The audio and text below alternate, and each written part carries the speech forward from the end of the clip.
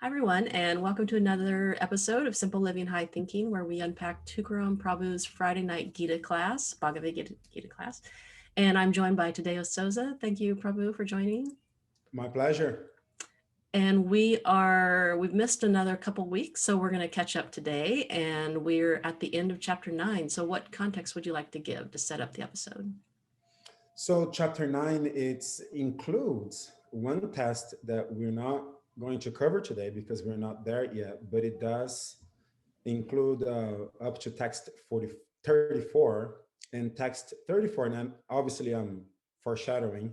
I'm not going to talk much about that one, but text 34 is considered by many of our acharyas, which is to say our leaders, our honorable teachers, those that lead by example is a literal translation of an acharya. So our acharyas in our tradition, our saints consider this verse to be the most powerful verse of the Gita.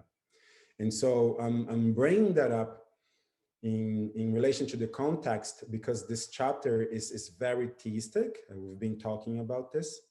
It's Krishna is very prominent in the center, and he speaks the most powerful verse of all Gita, and it's in this uh, chapter where that takes place, the very last verse of this chapter. And right now, we are going to be covering the texts that precedes this text 34, which is again, one of the most powerful ones is Krishna's ultimate instructions to us. It is also the one verse that is spoken twice in the entire Bhagavad Gita. Obviously, God is not redundant, and he makes his point clear and well understood in the first time. So there must be other reasons why he spoke that one verse twice. And that reason is because it is his ultimate instructions. It is that one verse that if we could get it, it would be sufficient to make our journey into spiritual life 100% successful. And so these verses that we are covering right now are the verses that immediately precedes that one text. Now, without robbing the value of these preceding verses, right? Obviously, I just elaborated on 34 being so powerful. But again, the verses that we're going to be covering today, which precedes that, they have merit of their own. They're very powerful themselves. And it is, getting us ready for that punchline that Krishna will give us in the next class. So these verses are very powerful for that as well. Yeah, thank you for that nice setup. The verses that we're going to cover today are so impactful to me. And then when you bring up the fact that, oh, yeah, we still have text 34 coming up, this section of the Gita is pretty, no, packs a wallop. So, It's very intense. Also in the text 34, again, Krishna's ultimate instructions, there's more about it, right? It's placed specifically at the very center of the entire book is the mm, last verse of chapter 9, and there are 18 chapters in the Gita. And so the last verse of chapter 9 is the precise middle. And our saints have said in the past that if you're going to hide a jewel, a very precious jewel, you're going to hide it very properly in the center where it's most difficult to be found, right?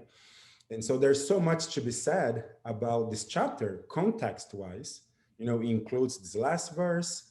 The preceding verses, which we're going to be covering today, are extremely powerful. I mean, they are meditative on their own. You can try to wrap your mind around the stuff we're going to be talking about today for a lifetime, and still there may be some gray area in there, so it's extremely powerful. So for context, chapter 9, it's it. all right. Well, we left off at text 26 last time. Would you like to start off with text 27? Yes, text 27 reads, whatever you do, whatever you eat, whatever you offer or give away, and whatever austerities you perform, do that, O son of Kunti, as an offering to me. So son of Kunti here is Arjuna. Arjuna's mother was named Kunti. That makes Arjuna Krishna's cousin. And so when Krishna addresses Arjuna as son of Kunti, he's especially trying to get to Arjuna. I think we spoke about this in the past, where Krishna will address Arjuna by different names and vice versa. Arjuna was also going to address Krishna by different names. And it is not whimsical. There's a reason why they address each other's by different names in particular contexts. And Krishna are addressing Arjuna as son of Kunti, he's like really highlighting their bond. Like, you're my cousin. And obviously, what I'm speaking to you right now is for your ultimate benefit. Like Krishna is trying to highlight the bond they have of friends and student and teacher, but also of, their spiritual bloodline. And so God, Krishna says, all son of Kunti, offer, do whatever you do as an offering to me. So it's really difficult not to spoil text 34 that I was talking about. Is not part of our class today, but it does, it hints at what text 34 is. Essentially, Krishna is saying, whatever you eat, like we eat every day. Like you have to eat every day. Mostly most people about 3 times a day. And so whatever you eat, Krishna is saying, eat that as an offering to me. Whatever you give away, let's say charity, right? So we can give charity for so many causes, saving the whales, saving the planet, or whatever. Krishna is saying, no, then give that as an offering to me. Whatever austerities, usually people engage in austerities for some delayed gratification. So austerities is something that requires some kind of unpleasant effort. You fast, for example, you abstain from eating food for a long period of time.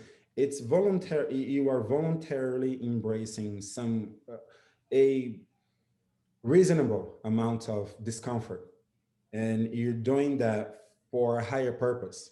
And so it's a delayed gratification, right? So you engage in austerities. One could argue going to universities in austerity, because you're going to spend 4 years or 8 years extremely focused. You're going to let go of other pleasures, such as hanging out with your friends, watching movies, etc. But instead, you're going to be focused on this school curriculum for a future gain, right? So you're going to let go of immediate pleasure and invest in delayed gratification by performing austerities in the present. So people do that for numerous reasons. Krishna is also saying, when you do that for me as well. So that the austerities you're performing is for Krishna's pleasure, so that the delayed gratification that you're going to receive is going to be related to Krishna as well. And so Krishna is saying, he's trying to not leave room for you to do anything else except those things where he's in the center. And something that jumps in my mind right away is that really possible, right? This idea of doing everything for God. I compare and contrast my human experience in the world, and sometimes, or a lot of times, it's quite frustrating and disappointing, especially when there are other people involved. Is a lot of work to get along with everybody of different mindsets, backgrounds, religions, race, etc., gender, and so on. And it gets that, to me anyways, right? I'm speaking about myself, that questioning the faith, like, is it really possible for you to have such a perfect relationship with a person to the extent that everything you do, you're going to be doing for that person? Everything you offer, you're offering for that person. And like, how is that possible? And then obviously, our answer is extreme love that would take you there, right? So Krishna is really expanding on a possibility here, which is enormous, right? So in itself, this is very contemplative, right? Like, you're doing everything for Krishna. What are your thoughts on that? Yeah, you bring up a good point because as you were describing the text in more detail of what that would look like, I was thinking the same thing. Like it might sound to someone who's not familiar with the Gita, oh, this sounds a little restrictive. Like I just want to hang out with my friends tonight, and or I want to. We think about all the things we do on a day-to-day basis, and it may not feel directly related to Krishna. So I like how you framed it as well when we're talking about complete love, devotion to someone, kind of like with a child, a young child, where you do everything for them, or with a partner that you're so in love with. Everything does kind of revolve around them in your day to day life. So that was a really good example. Yeah. And then the next text, text 28, Krishna says, in this way, meaning focusing on me with everything you do, even eating, right? In this way, you will be free from bondage to work and its auspicious and inauspicious results.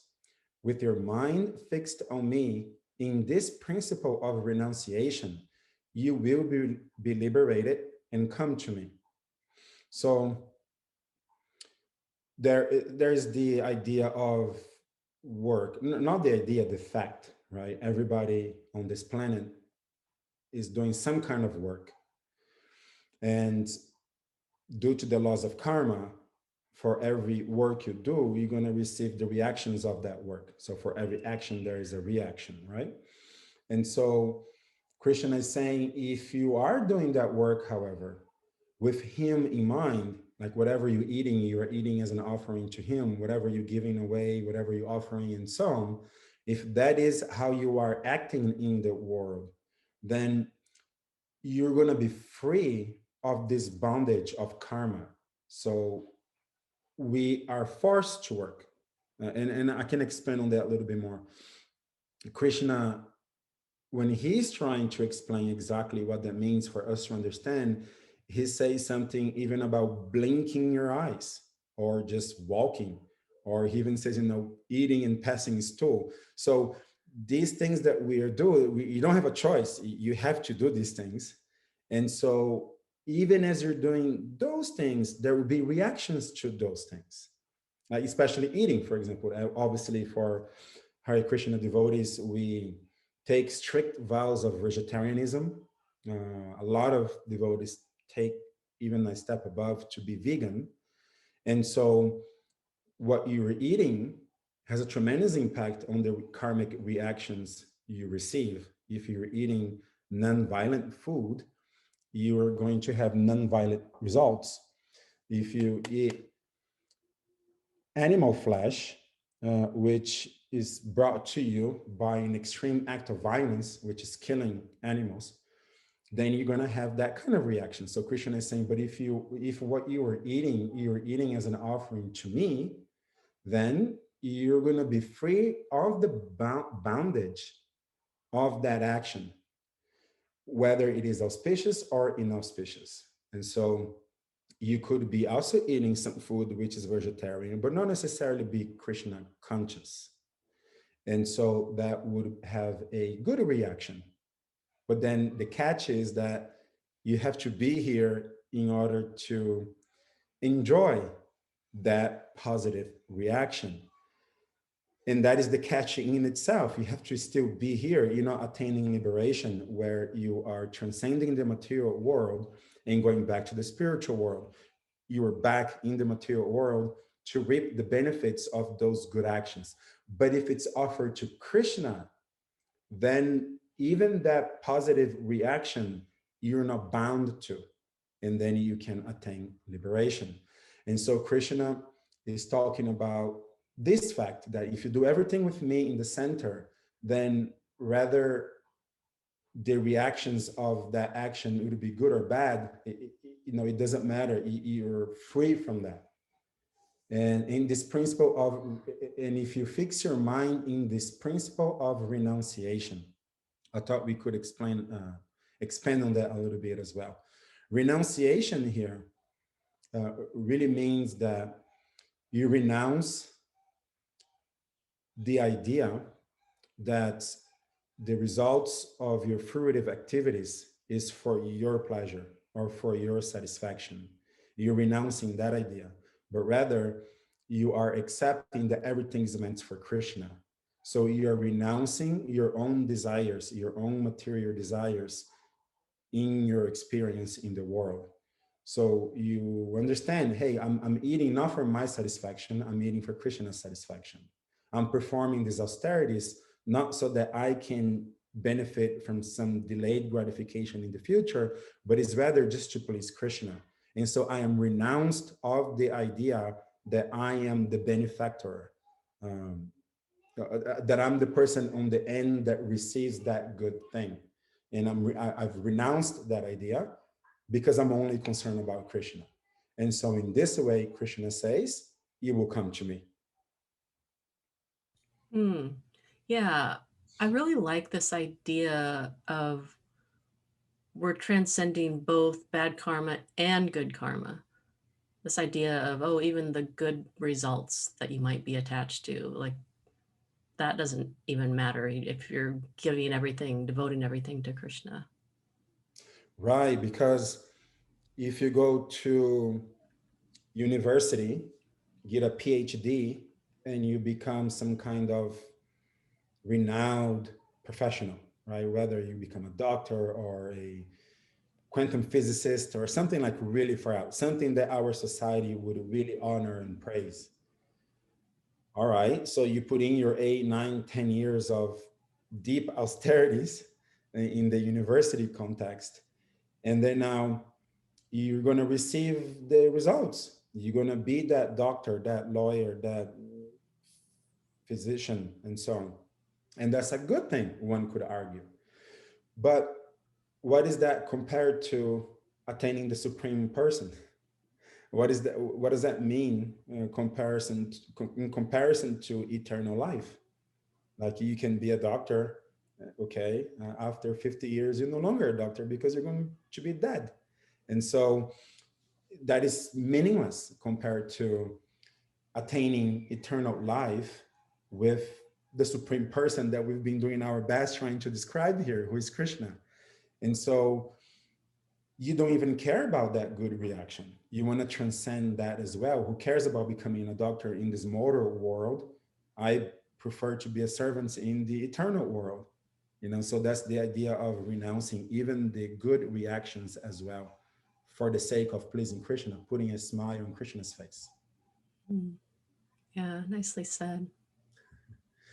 And text 29, I envy no one, nor am I partial to anyone. I am equal to all. But whoever renders service unto me in devotion is a friend, is in me, and I am also a friend to him. Now, there's a whole bunch of stuff here, especially if we've been, especially as we have been studying under Tukaram and putting these verses under a lot of scrutiny and memory, like memory of what has been said in the near past of this chapter. Krishna has made twice before in this chapter, and I believe towards the end of chapter 8 as well.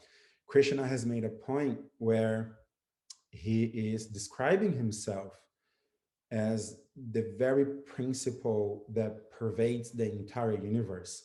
And he gives a very good analogy of space itself, where what more crucial and necessary element is there for our existence, and I mean the existence of the entire universe, than space itself. Because if there's no space, then virtually nothing could exist. We can contemplate in the importance of the sun. And if the sun wasn't there, what would be our fates here on Earth, right? So we can say, oh, the sun then is actually very important. We can think about air being extremely important, or water, or whatever. But none of this is as important as space, because if there isn't space, there's no space for the sun to exist. And so Krishna equates himself to space in this analogy that, hey, I'm so necessary for the existence of everything, but I am not there.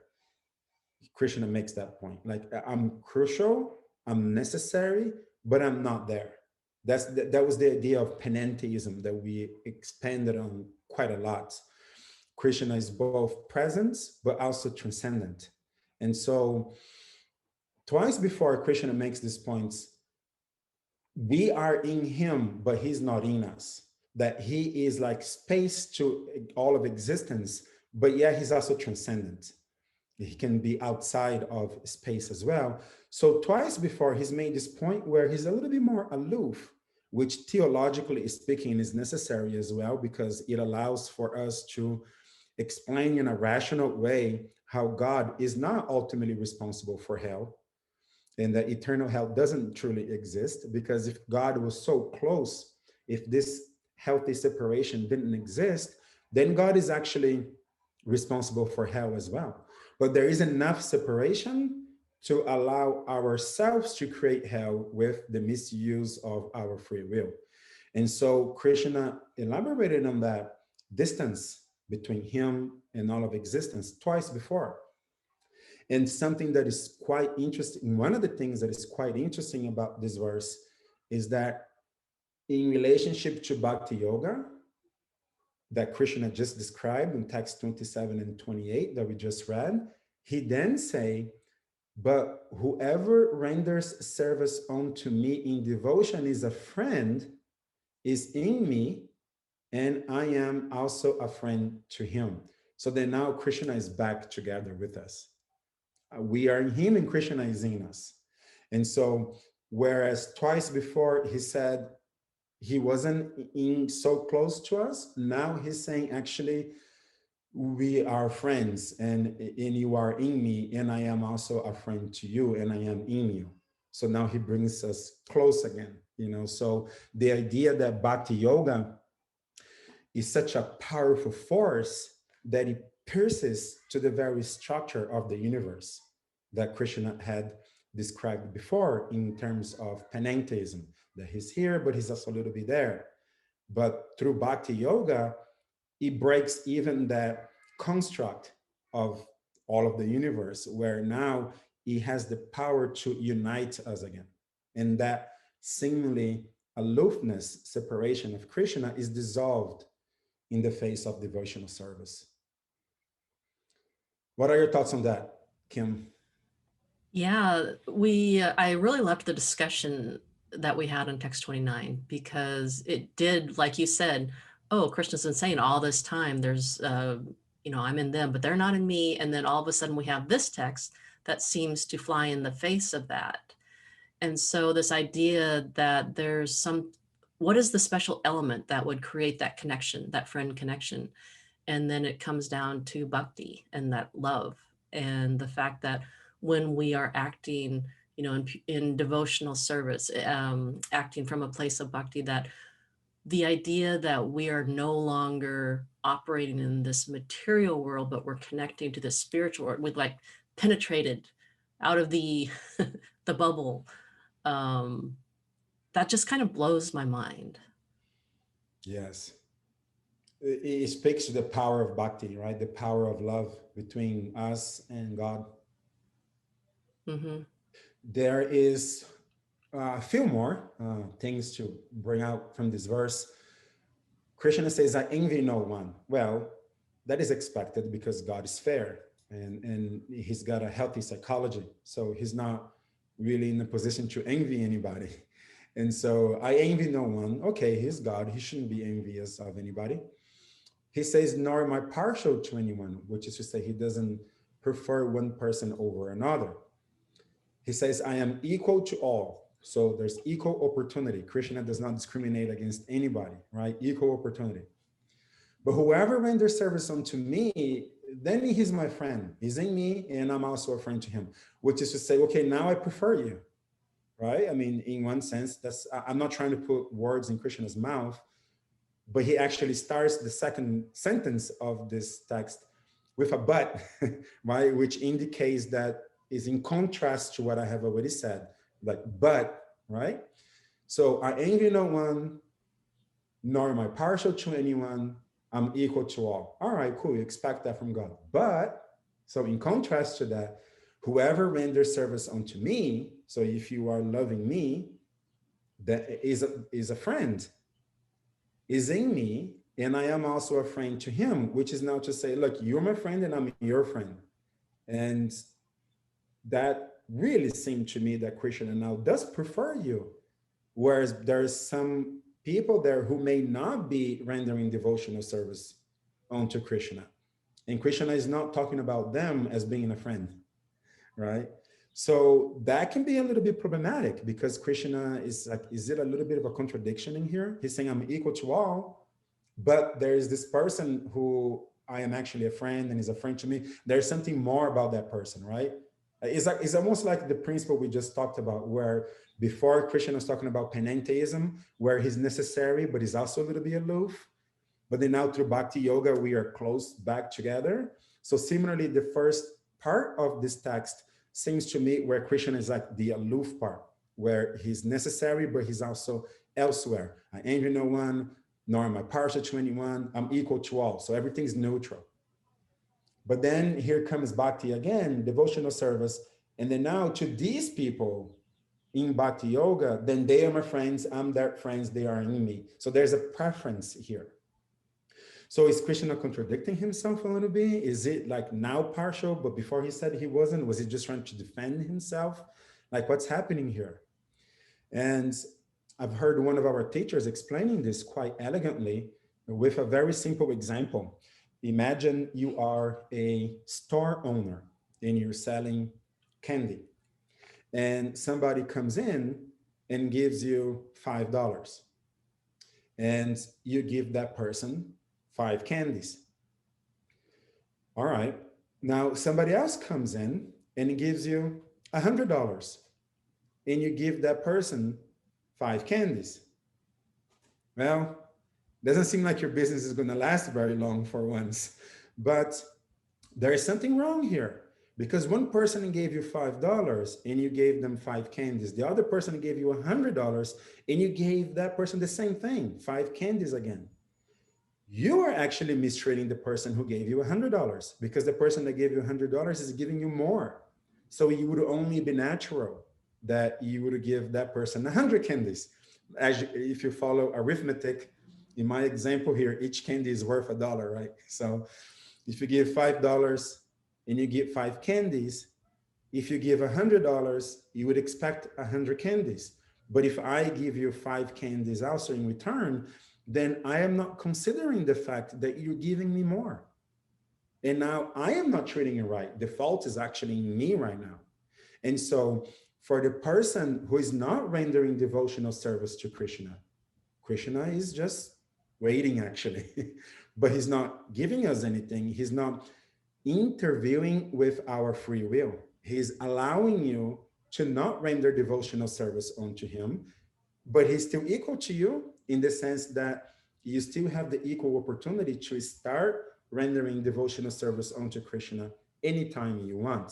It's just that due to your free will, you're choosing not to right now. And Krishna respects that. And he takes one step back and he says, okay, then, I'm not so eminent in your life as to become like your prominent friend. I allow you to just do your thing.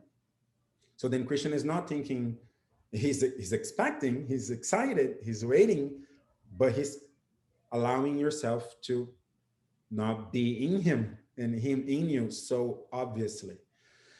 But now if you start giving Krishna more, so in that case, now you would be the person coming in with $100. If you're giving Krishna more, you're rendering devotional service unto him, now he's giving you more back.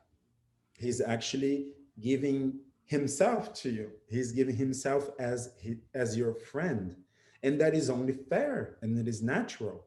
So now where something before could seem a little bit contradictory is actually not, is the intricacies of a person relationship. Krishna is a person, and the more we give him, the more he gives us. And so, yeah, if that problem wasn't apparent, I hope I was able to make it apparent and that the solution was also satisfying. What do you think, Kim? Yeah, I that's a great example, by the way. The store owner Yeah. with the candies, yeah, that makes a lot of sense. And it really highlights our free will, what you Yes. mentioned, where, okay, love is reciprocal. In order for it to be genuinely reciprocal, we need to have free will to choose the love.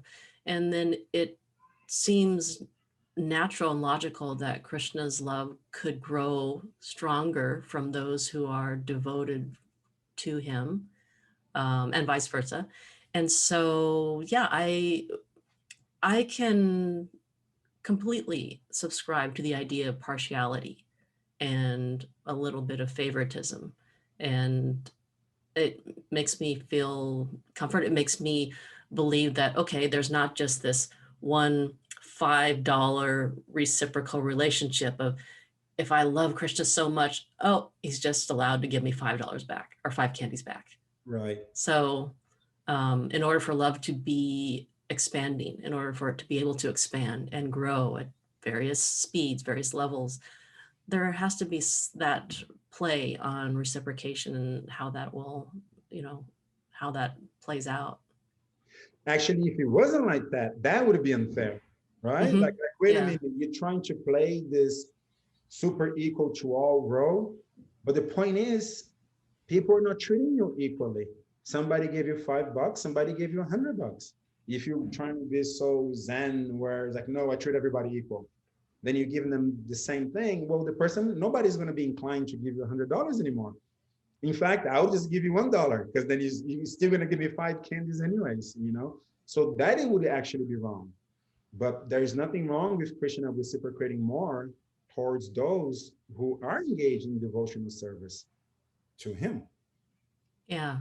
Yeah. And also my mind starts to go down the path of, oh, but we don't, I don't want to think of this as transactional, like, oh, you gave me this amount of love, I'm going to give you this amount of blessings or love back or whatever the case may be. So I I really like this tradition's perspective on Krishna forgetting that he's God, because for me, growing up in a religion where there was such a divide between me and God, God was just so just unattainable, just so far up there, don't make eye contact, that sort of idea.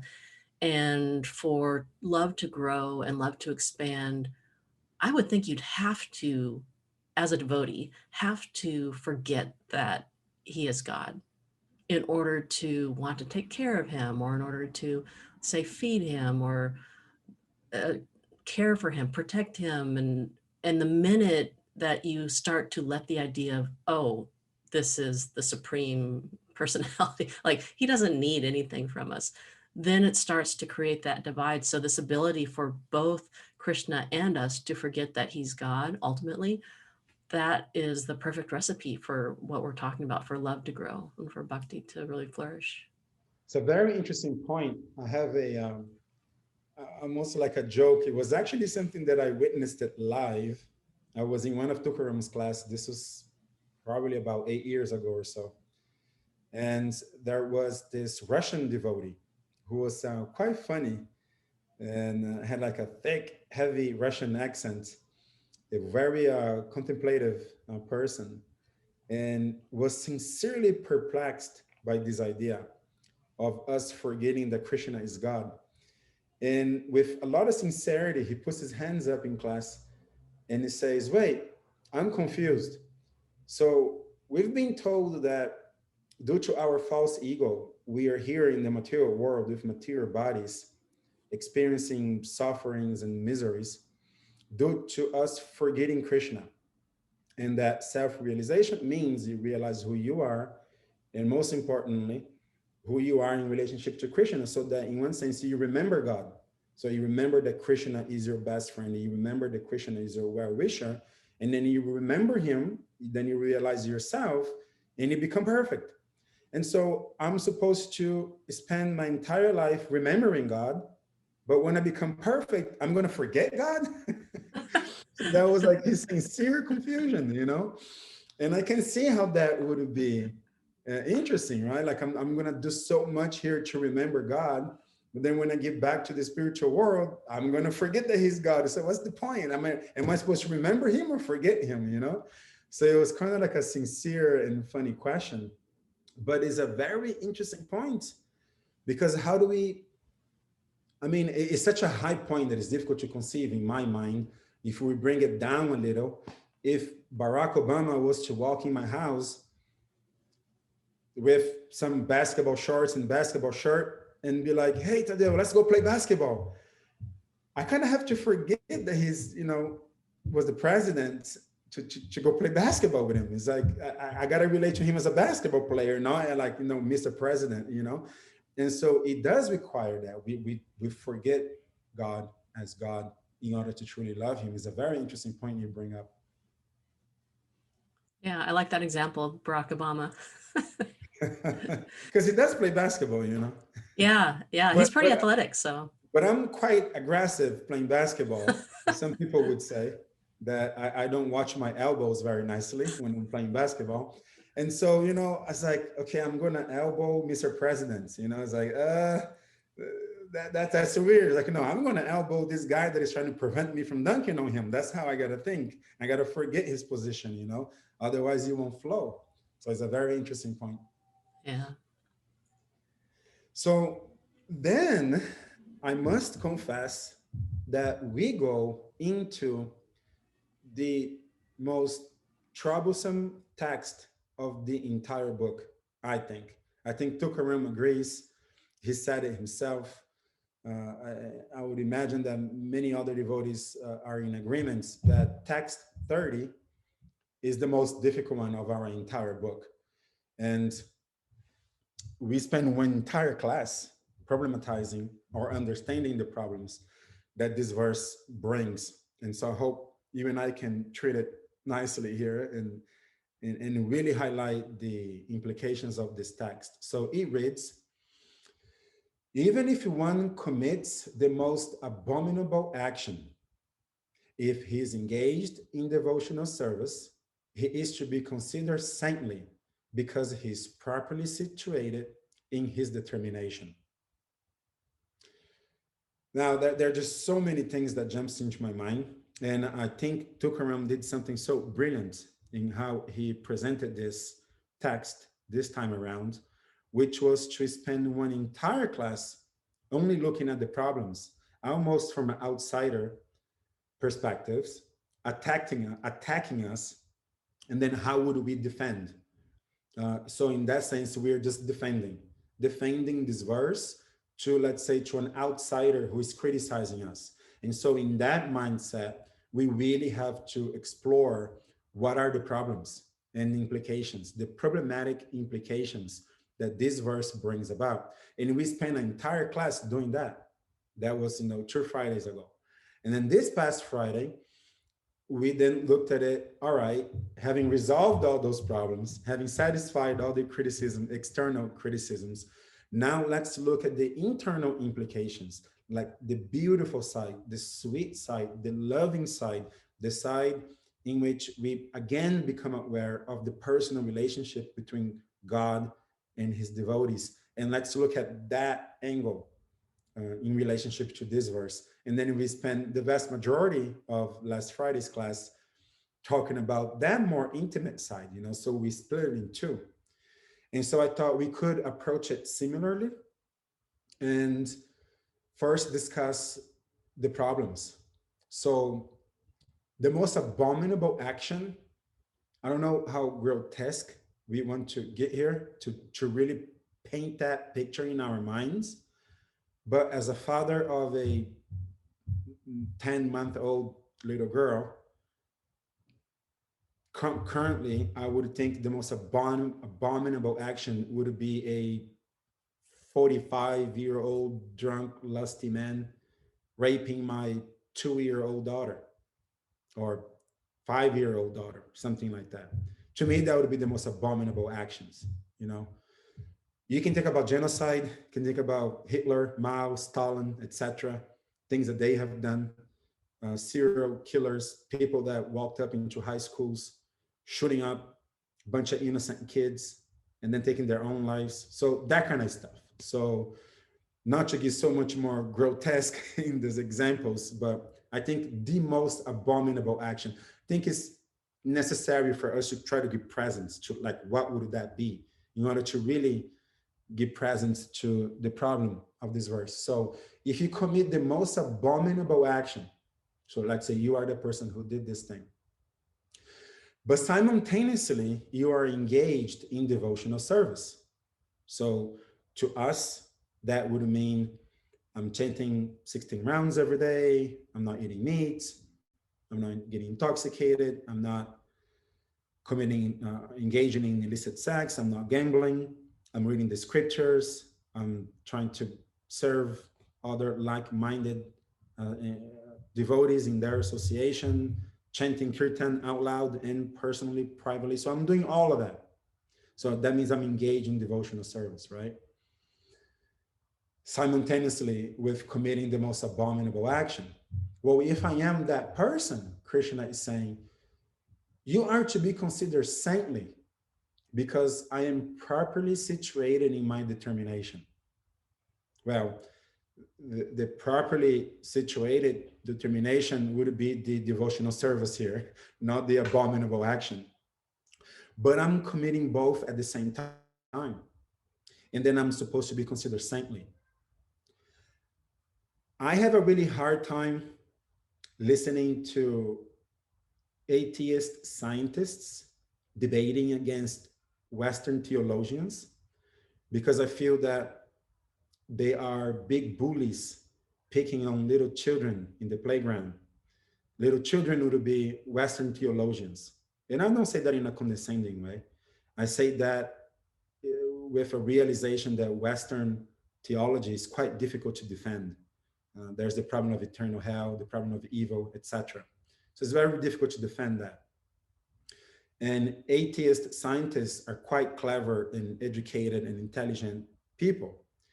And they attack this Western theologian flaws quite ruthlessly. And therefore, they're the bullies, and the little children in the park are, those trying to defend the Western theology. Why am I bringing this up now? Well, because one of the things that this atheist scientist often brings up when they're debating these Western theologians is that, hey, most of what you're saying is nonsense, right? Like all your theology is just nonsense. God doesn't exist. Look at all the problems, all the ridiculous things that you guys are proposing. And then they also say the following. However, there is like some value to what you're saying, which is to say that religions and religious traditions, they do bring about some kind of moral, some kind of ethical system, which if human beings were to follow, there would be benefits in the world. And so even atheist scientists that are bullies picking up on little children in the playground by ridiculing Western theology, they still pity Western theology. They still want to give you just give you a little thing, which is to say, yeah, but okay, now that I've ridiculed you, now that I've demonstrated to you that all your belief system is nonsense, I'm just going to pity you a little bit and say, yeah, but after all said and done, now that I've defeated you in this argument by illustrating that your religion is nonsense, I'm going to just prop you up a little bit and I'm going to say, yeah, but after all said and done, there's this tiny little benefit. If human beings were to get this seemingly ethical, moral points of religion, then it would be good for society. Society could be organized around that a little bit. But then again, to jump to the idea that there's an all powerful being who created it, that's too much. There's no sufficient reason to believe that, and blah, blah, blah, blah, blah. But there is this tiny little thing, that the ethical part of religion that humanity could benefit from. So that's their pity on Western theology, right? I would argue that not even that petty little aspect of it would hold up in relationship to this text. I would say even that little tiny minute benefits that atheist scientists would say, well, but there's still that little tiny benefits. If we were to organize religions around this text, I would say not even that is presence, because which society would be ruled by people who are raping little girls and by law, we would have to look at them as saintly people. Like there goes all the moral, ethical codes that even bullies atheistic scientists perceive in Western theology. Even that goes down the drain because we can't even use that to organize society. I'm a murder, like I'm Hitler. I'm like Mao or Stalin. I've shot millions of people, but I'm praying to Krishna. I'm thinking of Krishna. I'm eating and offering my results to Krishna. So you need to consider me saintly. I argue that we can't even organize society in a modest with a modest level of ethics around this text. That's how difficult this text is to me. So that was like my best shot at making this verse really problematic. What do you think, Kim? Yeah, I really appreciate that last point you made as well, about, oh, this text won't even hold up to that. They're tossing us this little breadcrumb, the atheists of the world, and now that all gets shot down with one Even that text. gets out of the way, you know? Yeah. Yeah, and yeah, I think you set it up perfectly, the problem that this text can create. So the most abominable actions, it's pretty hard to get past that, the examples that you gave. So I'm really excited to to hear how you resolve this. Well, you can do it yourself. It's just you're excited to hear me repeating what our teacher said. Why don't you go for it? Oh, well, I thought I really appreciated the discussion, because Tukaram Prabhu got us in the mindset of the atheists of the world, of every average American, of, yeah, it's a problem when there's a rapist, and oh, they're doing all these things over here, the devotion, the offerings, the believing in Krishna. And I liked how Tukaram pointed out the cognitive aspect. Like if they're doing all this stuff to exemplify their devotion to God, but yet they're still acting in this murderous or rapist sort of way, then it's really kind of a cognitive association with God. They believe in it all. They know what they're supposed to do, but yet their actions, their behaviors are still not in line with it. And the resolution that I really liked is that, okay, if we're a tradition of grace and bhakti, this is where that really gets tested, of are murders deserving of grace? And for an all good God, that's the pinnacle of our beliefs. Yes, they are. And also, I liked the points brought up in class that Krishna has faith in us because he has seen the process. He knows the process intimately of if we are truly devoted. Now, we're not talking about people who fake it until they make it, who are really good at faking it. We're talking about people who really have that devotion to God, but yet are plagued by this desire to harm children, are still plagued by this thing that they can't get rid of, these urges, these desires. And so Krishna has faith in those who are genuine in their devotion, that your devotion to me, your actions, your worship, your offerings, you will get purified, and this will become less and less of a thing in time. And that's the resolution that I really like, is he has faith in us because this process works.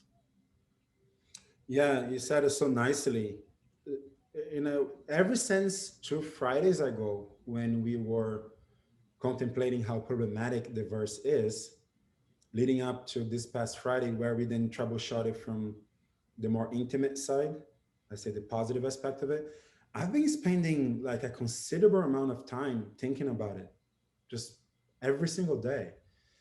And for whatever it's worth, the conclusion I truly came to was something you just mentioned, that it is not about fake it until you make it.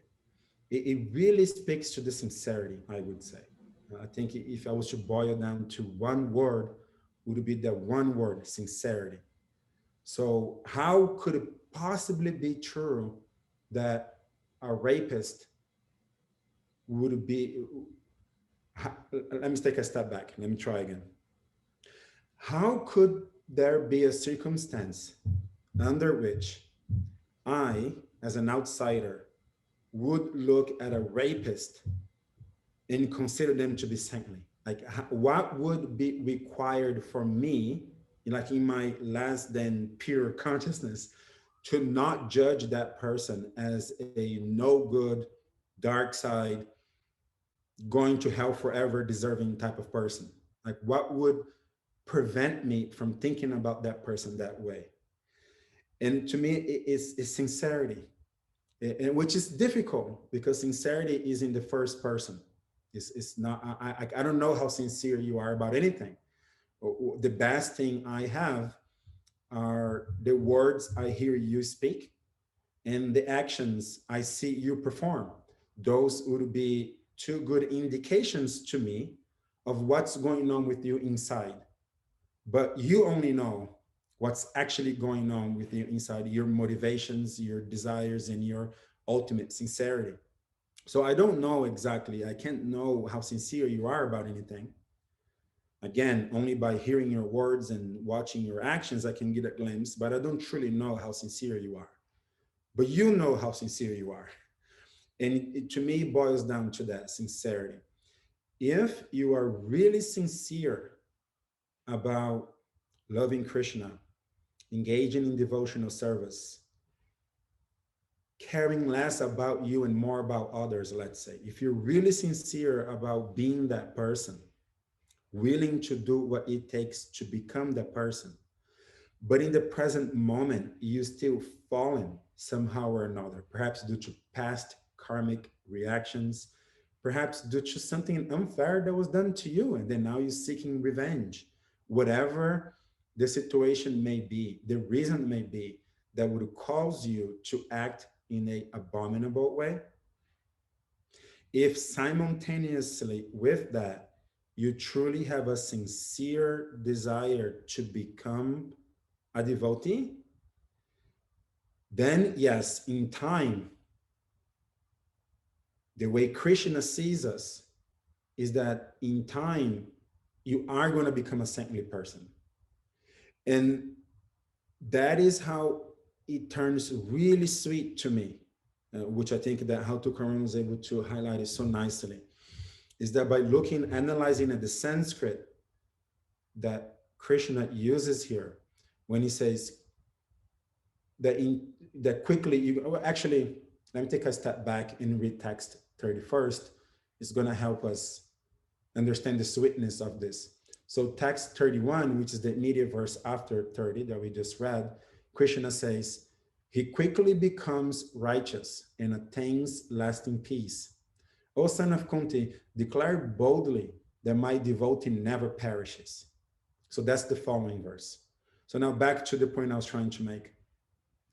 The way Krishna sees that situation is that, yes, you are struggling. Simultaneously, you have a sincere desire to become my devotee, and you are still plagued by this psychology that is driving you to act in this abominable way. But Krishna understands your sincerity. And when Krishna says that you will quickly become righteous, that is like a great translation. It's like probably one of the best translations that could have come up. But the actual Sanskrit doesn't imply the future, like becomes is something in the future.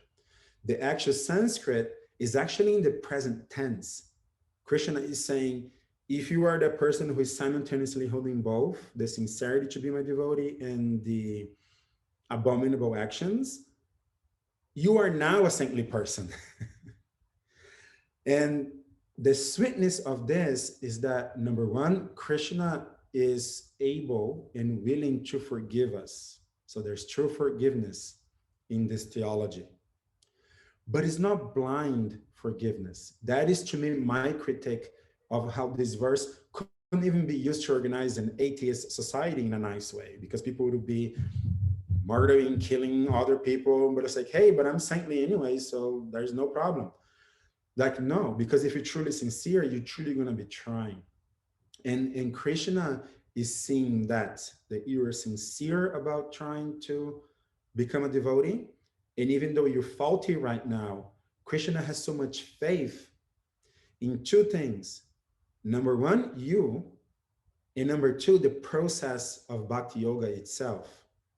That he is saying that you are even now to be considered a good person. And to me, that is so sweet that I don't know that I can put it in words to describe that. I think the best way would be to come with an example. So let's say if you are a you own a company and you are in the position of hiring somebody. You are in the position to hire a team to work for you, let's say.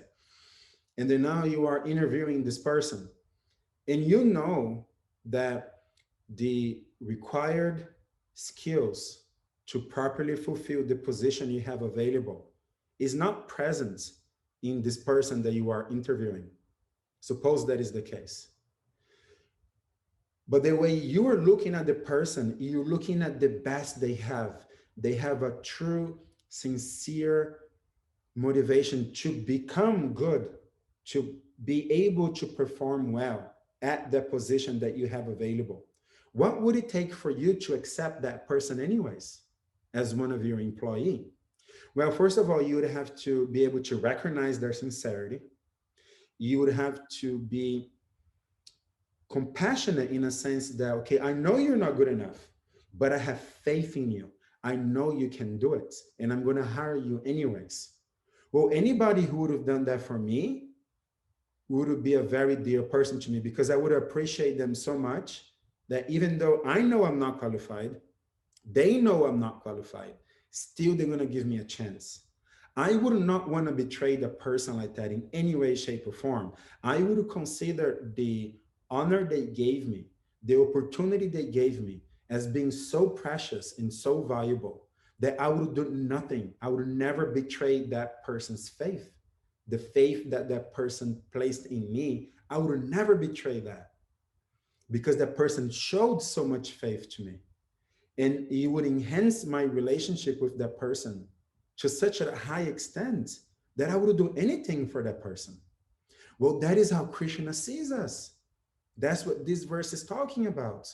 I am unqualified right now. I do not have what it takes to be a good person. But because I am sincerely trying, you're going to overlook all of my defects, all of my faults, and still look at me as a good person and give me that chance to become that good person. Give me a chance to expand on my potential, which it is still covered. And you're going to be that person that gives me that chance. To me, that is very sweet. There's nothing I would do to betray such a person's faith in me. Even the abominable action itself. So let's say I am very plagued by this lust that causes me to be a rapist. And I know I fail, but I'm also sincerely trying to be good.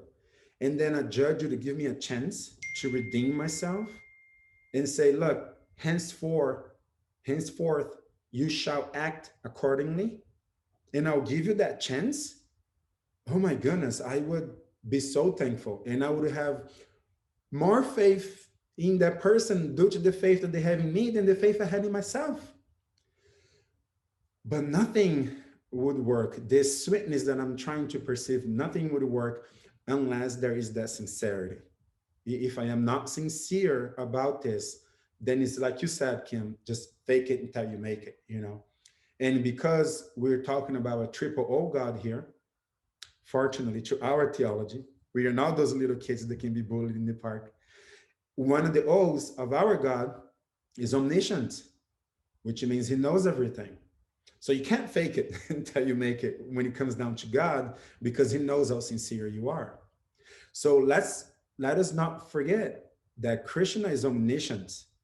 And this person who is committing such an abominable action, but is properly situated in that determination, that's Krishna's appraisal.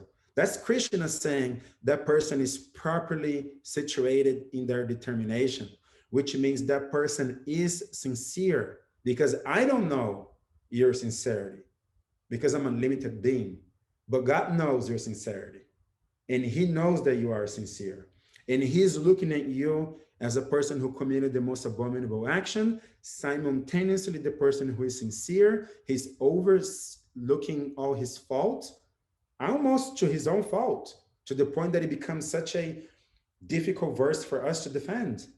He's going there and forgiving you and telling others you're supposed to be considered saintly. He's almost even defending yourself, all people that would otherwise criticize your character and say, oh, this person deserves to go to prison forever. Let him burn in hell forever.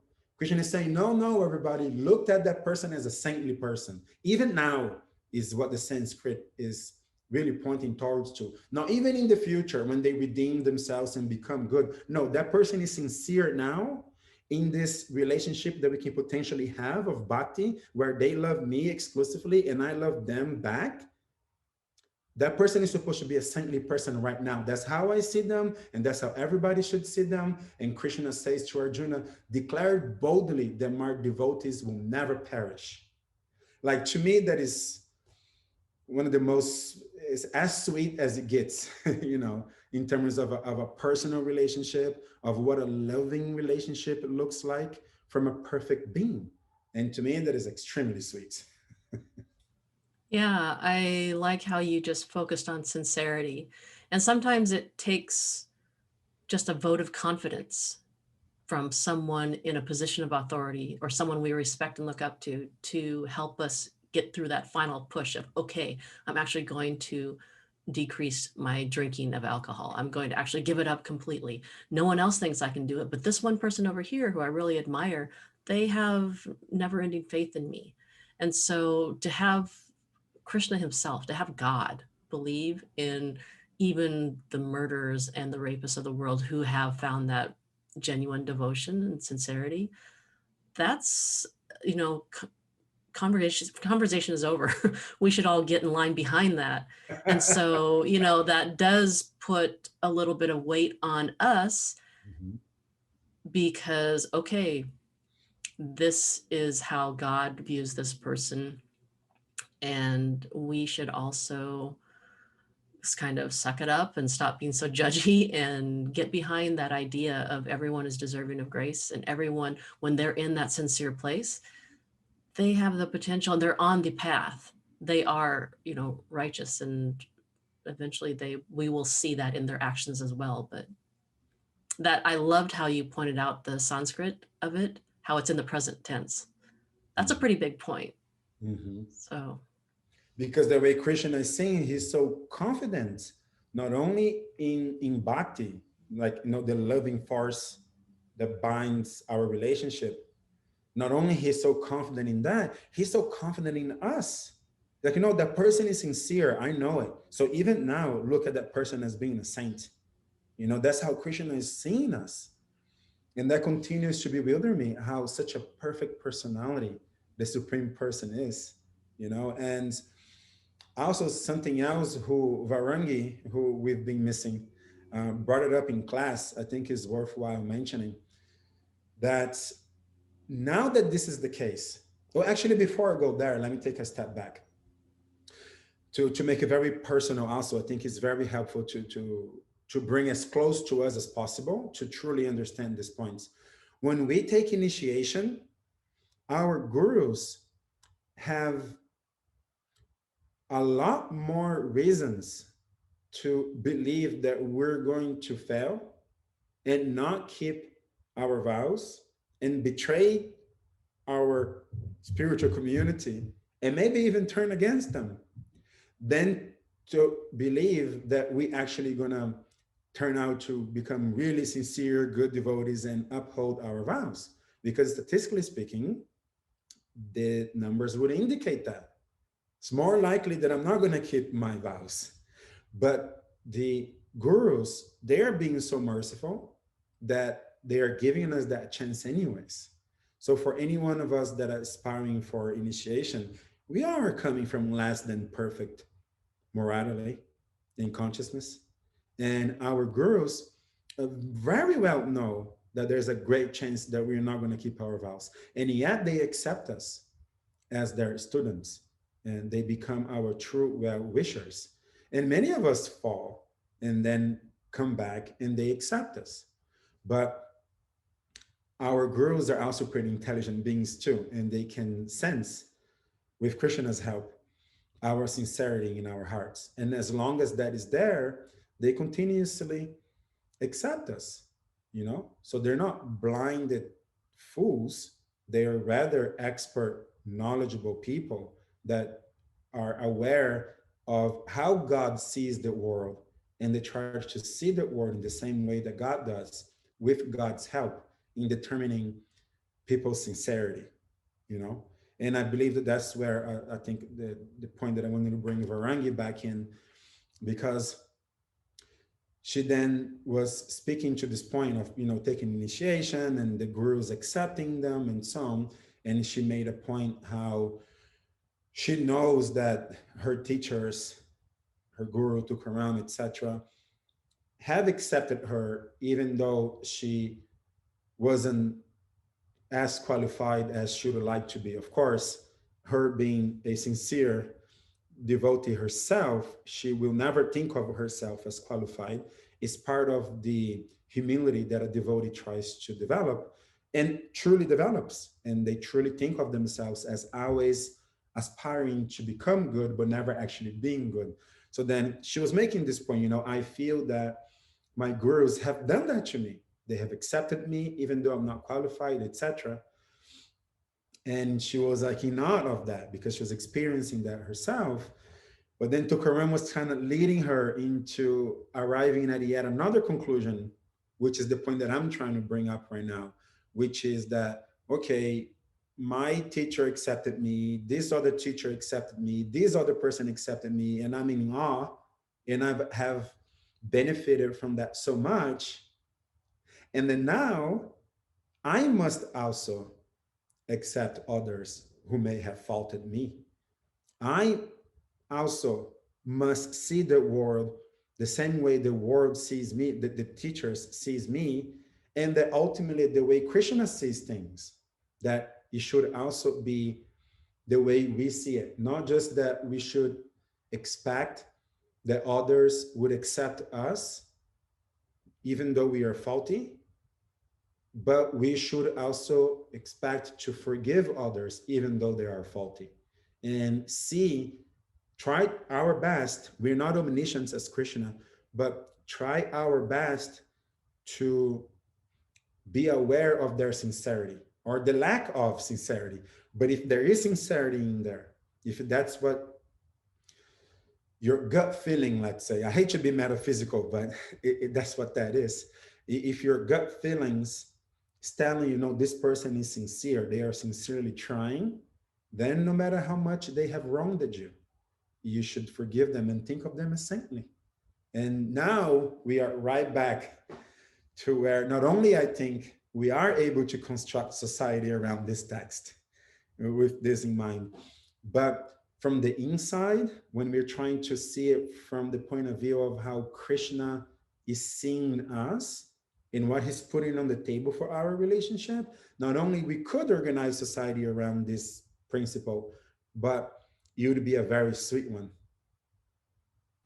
Yeah, I love that example of the relationship with the guru and how that's just a tangible example right in front of us of Krishna, a representative of Krishna's love and Krishna's faith in us and how that can propel us. And even in last night's class, Tukaram Prabhu was talking about how when devotees fall down, so to speak, when they say perhaps fall into a period of drinking or eating meat or maybe casual sex, whatever the case may be, a sincere devotee will always jump back up and recover and, you know, find that right action, so to speak, once again. And that speaks to, and Krishna is always welcoming during, before, during, and after. Never loses faith. And there is a gamble there, right? Because we have free will. We could come Mm-hmm. back, but we could not. Krishna is actually betting, right, on us. He's putting his faith in us. And it is kind of dangerous because Krishna is a person, he's in a relationship, and I mean, it's tough to say that he could be wrong, but free will does exist, but he's aware of our sincerity. And so he's putting his faith in us. He's exposing his cards. He's becoming vulnerable himself. This is God's words here. He's saying, hey, even if the person is like that, committing the most abominable actions, you should think of them as saintly. I do. Like he's exposing himself. But that's the extent of God's confidence in love, in the process of bhakti yoga. Krishna is really confident in that process to the extent that he's making this bet, like, no, my devotee will never perish. He's making that statement. Um, so, do you have any other thoughts and realizations around this principle? No, I really appreciated your thoughts, and I think your examples really helped highlight just what this resolution looks like and how we can get there ourselves at some point. And yeah, great discussion. And then there's the last text. And again, each one of these verses, right, it's worthy of like 10 years contemplations, and we're going through them doing our best. But I will bring up something that is quite obvious about this verse, and hopefully we can troubleshoot it quickly, which is 32, the last text for today, right? Krishna says, O son of Pritha, those who take shelter in me, though they be of lower birth, women, Vaishyas, which is to say merchants, like business people, and Sudras, which is to say workers, those working for others, can attain the supreme destination. So those who take shelter in me, though they be of lower birth, women, business people, workers, can attain my supreme destination. There is a huge elephant in the room, right? Which is women. So those of lower birth, all right, but then women. So it's almost as if Krishna is saying, those people, the lower birth people, like the workers, like the women. It's like Krishna is super racist here. Like, what happened? We've been trying to defend him this whole time. He's talking about he's equal to all. Now he's like, lower birth people, like workers, women, like they are, in the same bucket, right? So they can too attain the supreme destination. Like, what's up? What happened with our good God, right? There's a huge elephant in the room here. And I really like that because that's Krishna. He's so clever. And these verses that seem so controversial, they're actually highlighting Krishna's great qualities. And so here's what's happening, right? So let's say, I'm going to jump directly to an example. The Constitution of the United States states that all men are created equal, endowed with some inalienable rights, such as the liberty, freedom, and the pursuit of happiness. All right, freedom. Let's consider freedom. And that all men are created equal. So, the same people who wrote the Constitution and founded the country on top of it owned slaves. So, where did they go wrong? Somewhere they went wrong, because if their philosophy is that all men are created equal and they have freedom as part of their rights, then how can I hold slaves? Because I'm definitely taking their freedom away. I'm forcing them to work for free and no pay and treating them like animals. So what is the problem here? Like, how is that possible? So Krishna is so brilliant, Krishna is so clever that he's not taking that risk. Because if the Constitution was written by saying all men are created equal, even black people that were kidnapped from Africa and brought to America are created equal and deserve freedom, then there wouldn't be a way for those people that founded the country upon this constitution to still hold slaves, because they've been clearly articulated that, like, I mean it. I'm saying everybody is welcome in this path. I do not discriminate against anybody. So let there be no mistake. No matter where your mind tries to take you, I am here setting the record straight. No, everybody is welcome. Lower birth people, women, merchants, workers, everybody. Like, do not discriminate against anybody. Everybody is welcome. And that's actually Krishna's intention here. It's like it's the complete opposite. It's not that he's putting women as the part of lower birth people.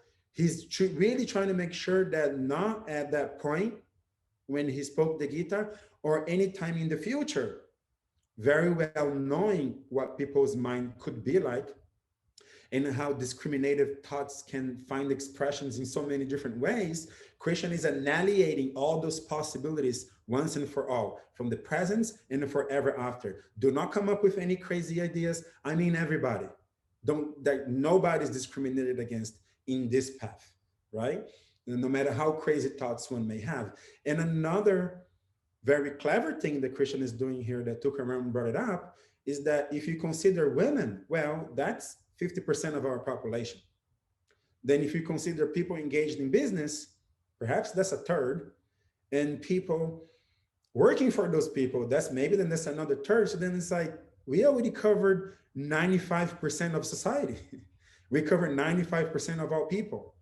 The only people that are left here would be the Brahmanas and the Kshatriyas, which is no the next verse we'll talk about that. But then there's only priests and like professors, like people in academia. So this would be Brahmanas, and then Kshatriyas. So administrators, like presidents of countries, kings, right, or like warriors, soldiers, etc. But those people are very few compared to the totality of human beings on the planet. So Krishna did not make the same mistake that the people who wrote the Constitution did, which is to say all men are created equal, not knowing how human mind psychology deteriorates and it finds clever ways to exploit people. Krishna doesn't suffer from that mistake. He's making a statement that sets the record straight for all times and leaves no place for nobody to be discriminated, no matter what circumstance a person may be, whether you are a worker or an employer, or in a male body or a female body, or even in an animal body. And so Krishna is actually perfect. Yeah. Yeah, those are great examples. It's I remember reading this for the first time and thinking, "Whoa, Yeah. Krishna, what's going on?" And so, we've addressed other texts that are kind of addressing the cultural context at the time, like say the yagyas and some of the elaborate offerings that were done. And Krishna's saying, hey, just offer me a simple flower, some water. And so once again, I think the cultural context may have created the need for this verse. But like you just said, this verse, when you break it down, it applies to the majority of all people on the earth. It's very all inclusive. So when understood with your example from, say, including Black people, especially in the 60s, if someone were to have said that and added that to the Constitution or the Bill of Rights, that would have been so impactful. Like, no, I'm also including the Black people, because people would assume that, oh, but you don't mean Black people, right? At that time, they Right. would assume that. So yeah, you'd need to call that out. So yeah, That I was like this verse. definitely their assumption. Yeah, Hmm. all men are created equal, but Black people aren't people. They're Yeah. animals. So then you can do to them whatever you like. And Hmm. they are not, they don't have this right of freedom because they're not people. So Krishna knows that people will think this way. And he's shutting that door on that possibility. And you brought up culture. And he's like, yeah, um, women um, aren't considered to be able to be like priests and hold the position of a brahmana. So there was that thought, that mindset was already present. So then Krishna is like shutting it all down. He's like, no, everybody. He's opening the door of equal opportunities to everybody. So it's quite the contrary. He's not making the same mistakes that the founders of the people who wrote the Constitution did.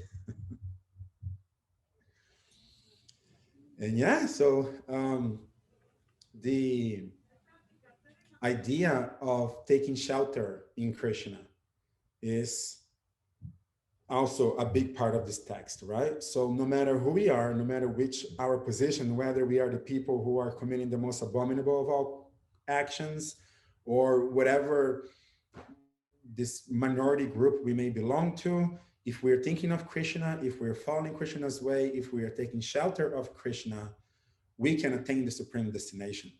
You know, whether you're committing the most abominable action as a man or as a woman, as a worker or as an employer, if you are sincere and you are devoted to God, not only He's your friend, He's going to become partial to you. He believes that you are saintly even now, and at the end of this life, you go back to Godhead, attaining the supreme destination. And that's the power of bhakti. Again, you know, it breaks all misconceptions of who we are.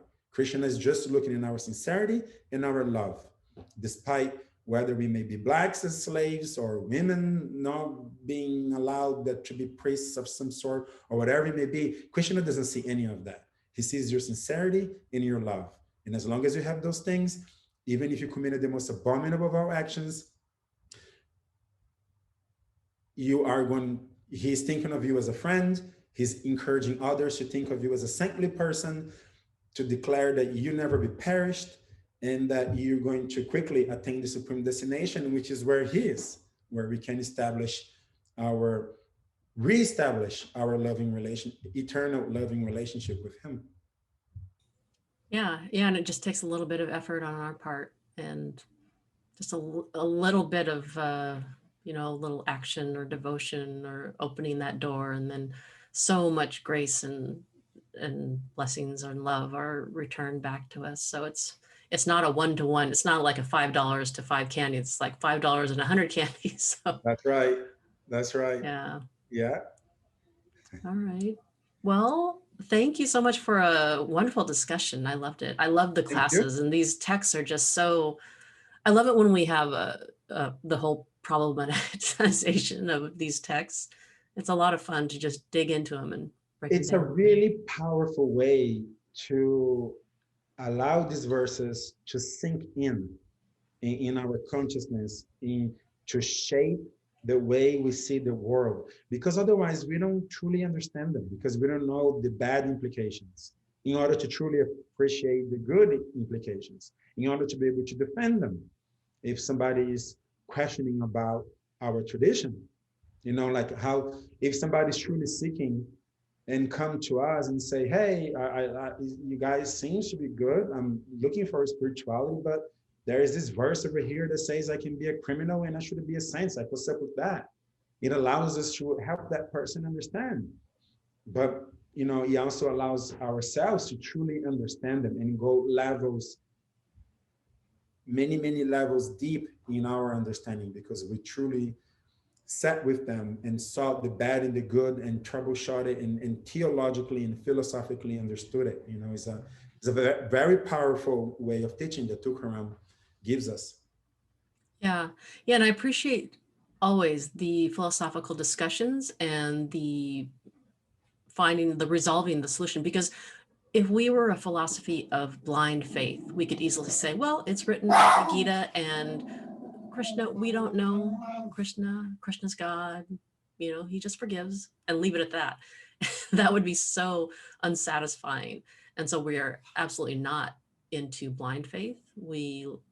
I love that Tukaram Prabhu never backs down from a tough question. And especially since these verses are included in the Bhagavad Gita, Krishna doesn't back down from the tough questions, and there's I always mean, a logical explanation. so much so that it caused me, you know, like a week of contemplation, because his position was like, no, Krishna is saying you're murdering somebody, but you're sincere and you should be a saint. Because we try to come up with all things, right? Like I think I participated in that point in class and I said, well, I think there's an element of time. Maybe you committed the most abominable actions in the past, but in the present, you're very sincere and repenting, and therefore, in the near future, you're gonna become good. That's kind of like what I offer, which he kind of shut down. He was like, no, it's a nice thought, but that's not what the Sanskrit says. The Sanskrit is in the present tense, and Krishna is talking. Don't disturb, don't put words in Krishna's mouth. That no, Krishna is saying right now, you're sincere, you just murdered somebody, you're a saint. Like, wow, really? Like to that extent, he's not backing down from a tough question, from a tough verse. But it takes a lot of philosophy and theology to truly understand it. But like we're discussing here, once we do, we own it. We did the exercise. We earn the understanding and the wisdom that comes from with it. Yeah. Yeah. Well, it makes me very excited to finish the last two texts of the chapter, especially text 34. So look forward to Yes. that next week. Yes. All right, Tadeo, thank you so much. And thank you everyone for listening, and we'll see you again next week. Haribol. Haribol.